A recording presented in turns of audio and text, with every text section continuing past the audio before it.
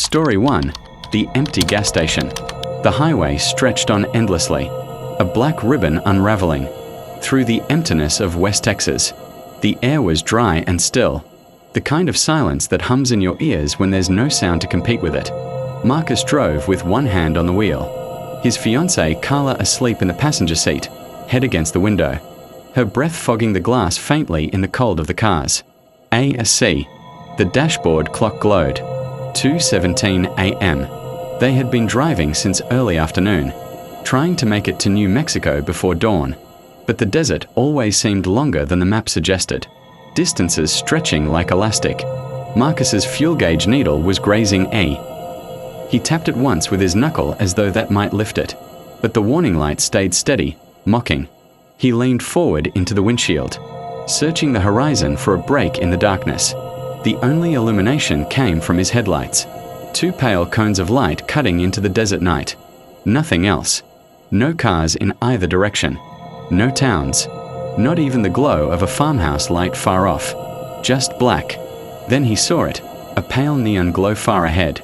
A sign, flickering. The kind of cheap motel and gas signage you'd expect to see in some forgotten roadside town. His shoulders loosened as he nudged Carla awake. "We are stopping up ahead. Station." She rubbed her eyes and nodded, silent. They'd been fighting earlier, and she seemed content to avoid conversation. The station was old, the kind of place that looked abandoned even though the lights were on. The sign buzzed faintly, a cracked plastic rectangle that read, "Gas, food, rest," with half the letters missing. The parking lot was gravel, the pump island rusted. The overhead lamps swarmed with moths that looked too large in the half-light. Marcus pulled in, rolled down the window, and sniffed. The place had a smell, faintly metallic, mixed with something sour. He couldn't place it, but it stuck in his nose like iron blood. Carla whispered, "This place feels wrong." He agreed silently but killed the engine anyway. He got out, grabbed his card, and slid it into the pump slot. Nothing. The screen was dead. He sighed and looked toward the store. The glass was smeared and dirty, but he saw movement inside. A figure. "I'll go inside," he muttered. The bell over the door didn't ring. The place smelled worse inside, like old meat gone bad. Fluorescent tubes flickered overhead, buzzing faintly. Shelves were mostly empty, stocked with dusty cans of beans, crackers long expired, and faded candy wrappers. Behind the counter stood a man, tall and thin, his skin almost grey under the lights. He smiled, but it didn't reach his eyes. "Pump don't work out there," the man said, his voice slow. "Syrupy. Pay in here." Marcus nodded, handed him a 50. The man didn't put it in the register. He just slipped it into his apron pocket and gave Marcus a set of keys on a lanyard. "Unlock the side pump. Only one works. Been that way for years." Marcus blinked. Thanks." But when he turned to leave, the man said, "You two heading west?" Marcus hesitated. "Yeah." The man's smile twitched wider, showing teeth too yellow and too long. "Be careful. Road's not right after midnight. Things cross over." Marcus didn't reply. He went back out to the car, trying to shake off the weirdness. Carla was watching from the passenger seat, eyes wide, her hand nervously gripping the dashboard. "Everything okay?" She asked. "Yeah, just. Weird guy." He unlocked the side pump with the key, filled the tank, and they drove off. But as the station disappeared into the darkness behind them, Marcus realized he never saw another building, another road, another light. Just endless black. 2 hours later, they passed the same gas station again. Same buzzing sign. Same moth-swirled lamps. Carla sat bolt upright. "Marcus, no. We didn't turn around. We didn't." His hands tightened on the wheel. He drove past, heart thundering, not stopping this time. But an hour later, there it was again. The same damn station. The third time, the man was outside, standing by the pump island, watching them with his long teeth flashing in the neon light. Marcus pressed the accelerator, the car roaring forward. But no matter how far or fast he drove, the road always bent back to that station. And by the fifth time, there were more figures outside, waiting. Some crouched low like animals, others standing stiffly, their faces grey in the buzzing neon. Carla began to scream as Marcus drove faster, but the gauge needle had already sunk back to empty. The headlight sputtered, the engine coughing as though choking on the night air. And when the car finally died in the road, the moths came first, swarming thick against the windshield until nothing could be seen. Then came the footsteps in the gravel, slow and steady, moving closer from every side. And the last light Marcus ever saw was the flicker of that damned neon sign, buzzing overhead like a dying star. Story 2. The Hitchhiker at mile 49. Ethan always hated driving at night, but this time he didn't have a choice. He was heading down Highway 287, cutting through North Texas, trying to make it to Amarillo before dawn.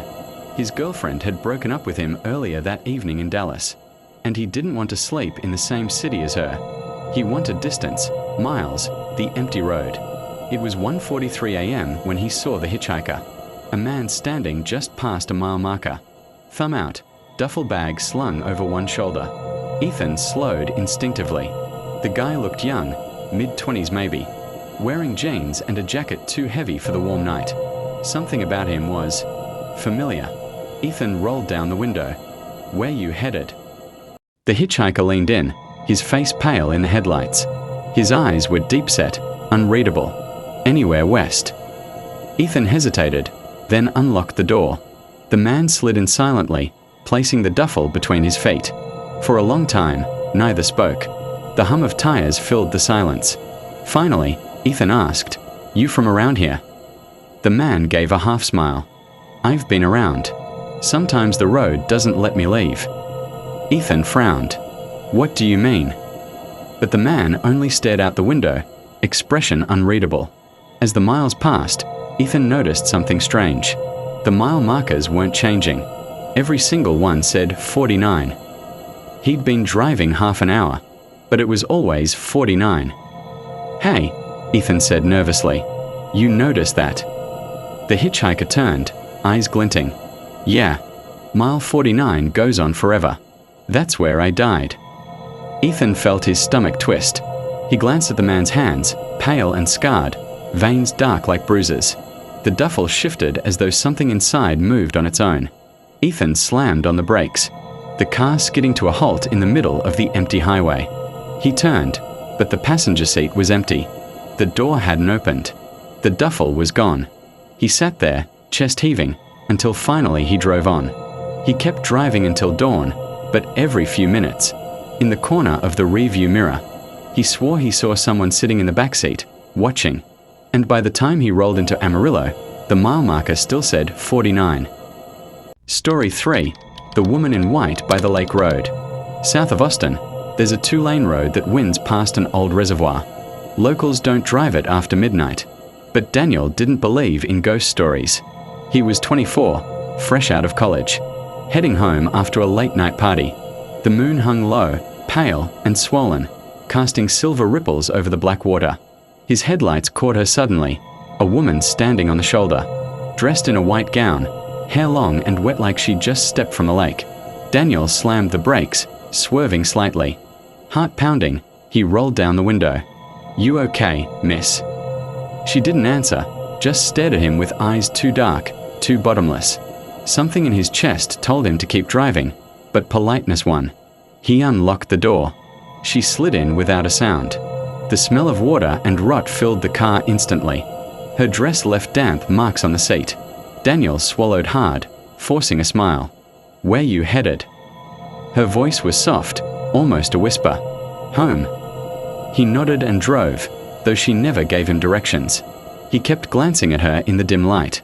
Her lips never moved, but he heard her whispering, words like prayers, or curses, low and constant. When he looked again, her face had changed. The skin was cracked, peeling, her hair crawling with tiny silver fish that fell onto the floor mats and flopped weakly before vanishing. The car grew colder with every mile. Finally, he couldn't take it. He pulled to the shoulder, shaking. "Get out. Please."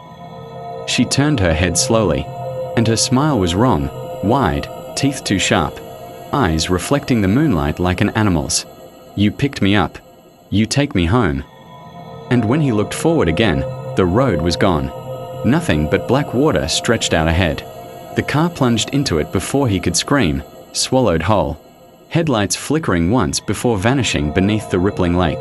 To this day, locals say on quiet nights you can see those headlights glowing faintly from beneath the water. And if you stop along the shoulder, sometimes she climbs in. Still dripping, still whispering, waiting for the next driver to take her home. Story 4. The Last Gas Station. The road out of Fort Stockton stretched flat and endless.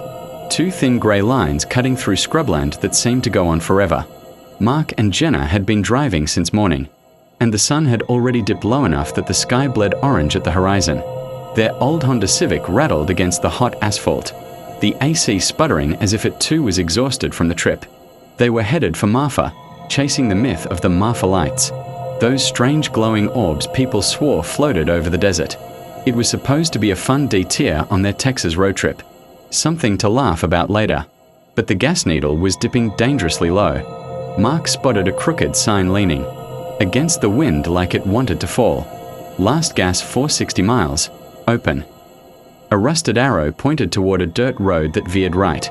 Jenna looked at him, uneasy. That place looks dead. Better dead than stranded in the middle of nowhere, he said, trying to sound casual. The truth was, he didn't like the look of it either. The main highway was empty. Not a single car had passed them in an hour. The thought of running out of gas out here made his throat tighten. The dirt road led them to a squat building squatting like a tumor in the dust. A flickering sign buzzed half-dead letters, Gasso Food. One lonely pump stood out front, its paint peeling, hose sagging like a noose. Mark pulled in. The gravel crunched like bones under their tires. I don't like this, Jenna whispered. Neither do I. Just stay in the car. The pump looked older than him, with numbers that ticked mechanically as though the 1970s never ended. Mark lifted the nozzle. It was greasy, reeking of stale fuel. He shoved it into the tank, hoping it worked. The numbers rolled, impossibly slow, clanking like a grandfather clock. The store's screen door creaked open. A man stepped out, tall and rail-thin, with skin weathered like cracked leather. His eyes were small, black, set deep into his skull. He didn't smile, didn't wave. He just stood there, watching Mark pump gas. You heading west? The man finally said, voice gravelly. Mark nodded, forcing politeness. Yeah, Marfa. The man's face twitched into something like a grin, but it looked wrong, stretched too thin. You don't want to be out there after dark. Not if the lights are out. Mark chuckled nervously. You mean the Marfa lights? The man's grin collapsed. He took a step closer, boots crunching the gravel. Ain't talking about no tourist trick. I mean the other lights. The ones that hunt. Before Mark could respond, the nozzle clicked. Tank full. Relief flooded him. He shoved the nozzle back, grabbed Jenna's hand through the window, and said, We are good, let's go. The man hadn't moved. He stood there, eyes locked on Jenna. She's marked, he whispered. Mark froze. Excuse me. The man licked his lips, cracked and dry. Don't stop. No matter what you see. No matter what you hear. Keep driving till you see the sun. Mark didn't wait for more. He jumped into the car and peeled out, gravel spitting behind them. Jenna was pale, clutching her arm. What did he mean, marked? Mark asked. I don't know, she said softly, but her sleeve had slipped, and Mark noticed it, a faint, glowing handprint on her skin, like someone had pressed her arm with burning fingers. The desert swallowed them again. Darkness came fast, quicker than it should have. The sky turned from deep purple to black as if someone had thrown a sheet over the world. The highway stretched endless, no lights, no towns, no cars, just them. Then, Jenna gasped. Mark, look. Up ahead, faint glowing orbs floated above the desert floor, bobbing like lanterns.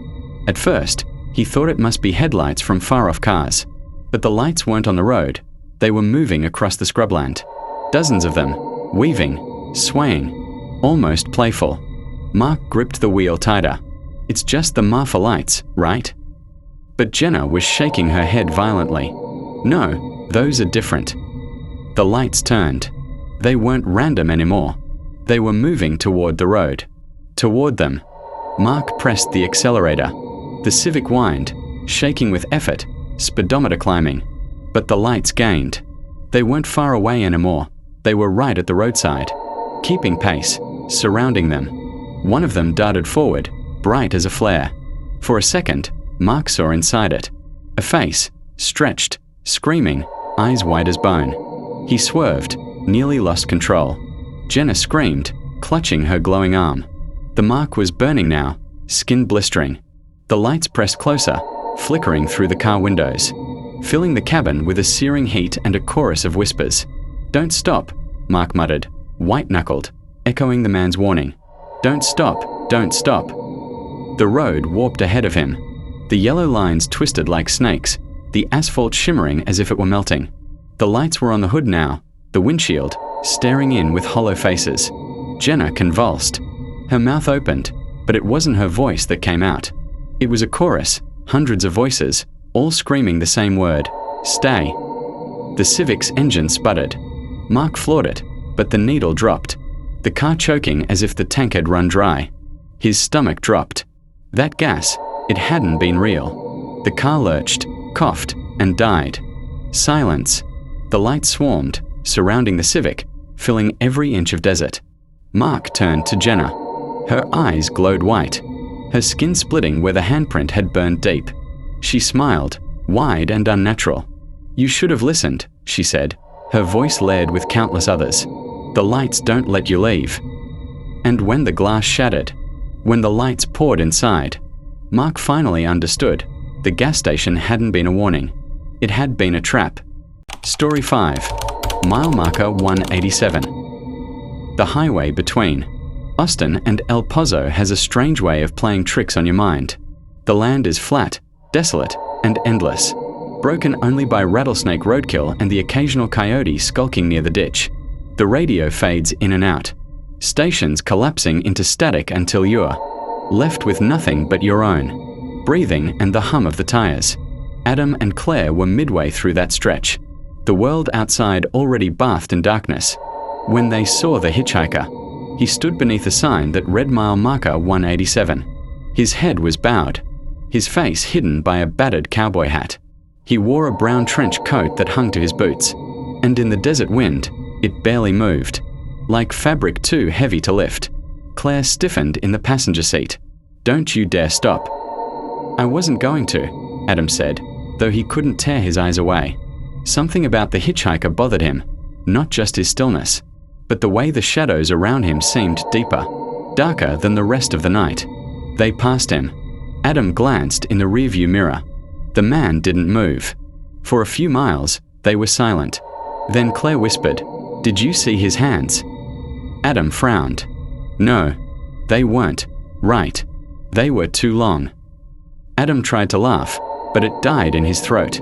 He told himself it was just the dark, the distance, the nerves of driving alone in the desert.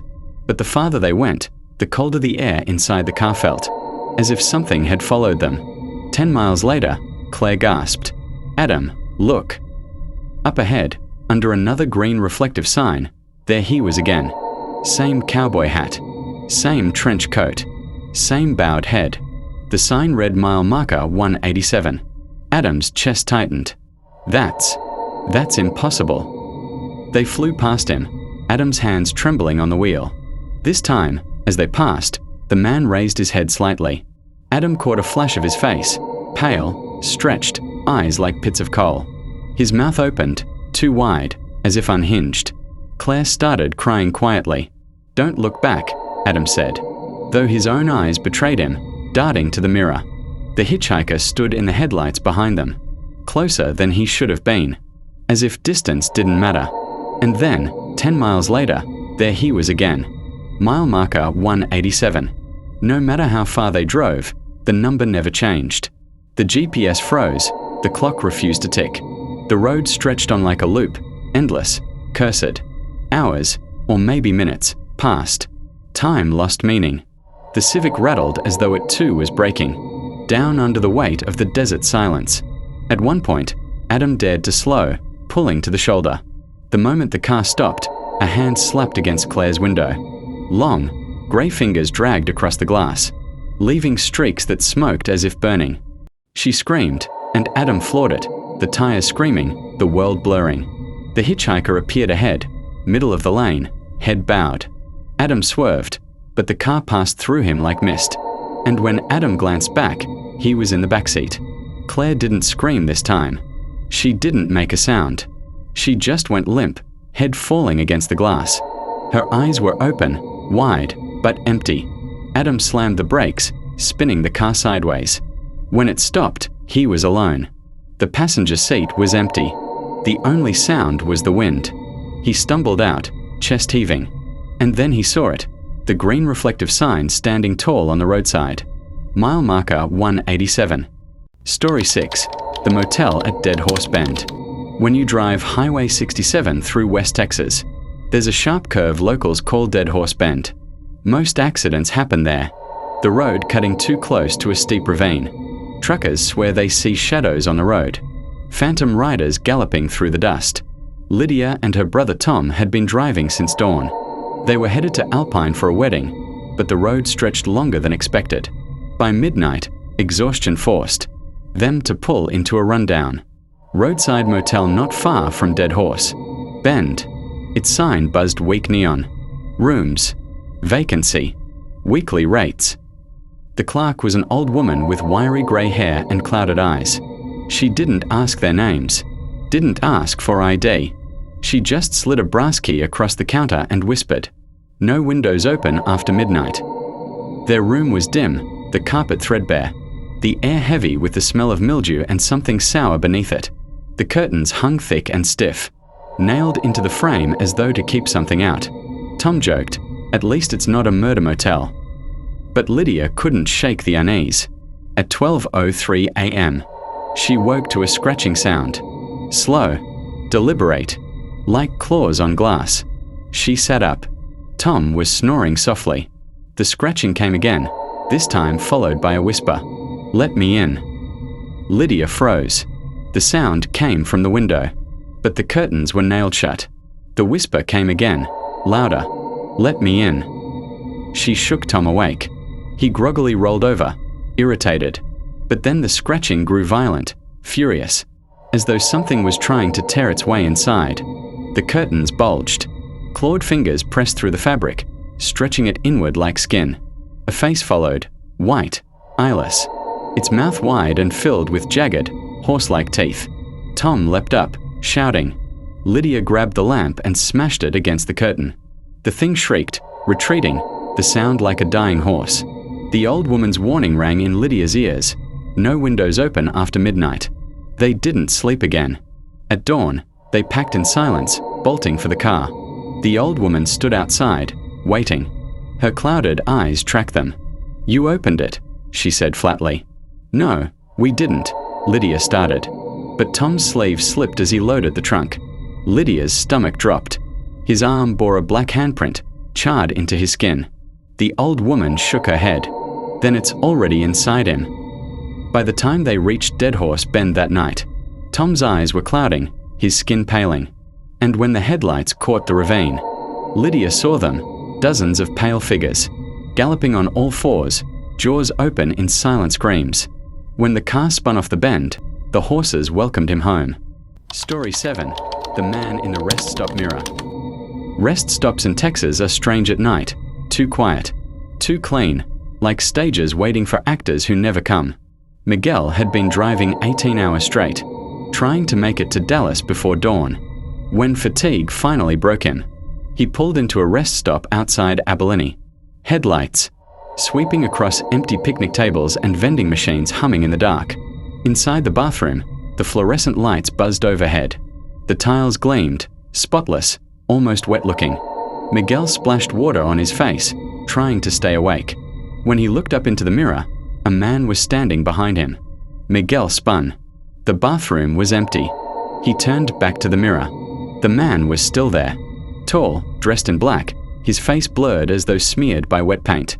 Miguel stumbled back. The man in the mirror tilted his head, slowly, like a predator studying prey. Then he raised his hand and pressed it to the glass. A black smear spread outward like oil.